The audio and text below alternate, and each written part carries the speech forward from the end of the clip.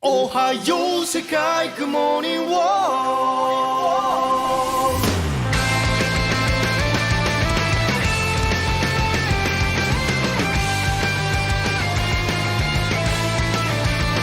Eh bien, salut tout le monde, c'est Deku, et je vous retrouve aujourd'hui pour vous parler de Dr. Stone.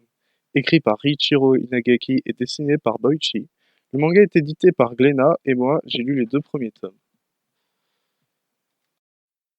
Taiju, un lycéen tokyoïte, est un jour victime d'un phénomène mystérieux en une fraction de seconde. L'humanité entière est transformée en pierre. Des milliers d'années plus tard, à son réveil, il décide de rebâtir la civilisation à partir de zéro avec son ami Senku. Premier opus du meilleur récit de survie et d'aventure SF de tous les temps. Et ça, c'est pas moi qui le dis, mais c'est la 4e de couverture. J'ai trouvé ce shonen vachement plaisant, car il aborde le domaine de la science de manière magnifique, le but de Senku étant de retrouver notre civilisation grâce à la science, celui de l'antagoniste est de profiter de la situation pour bâtir un monde meilleur. Ce sont 2 approches très différentes, mais aussi super intéressantes.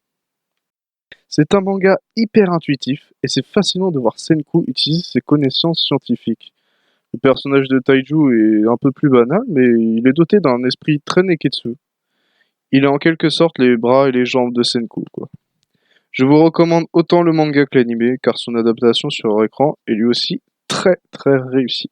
Cependant, j'aurais aimé avoir un univers plus réaliste, car cela n'aurait rien désamorcé, mais le côté fantastique du manga avec la force un peu abusée de l'antagoniste est de trop, quoique nécessaire peut-être, pour être une réelle menace pour Senku.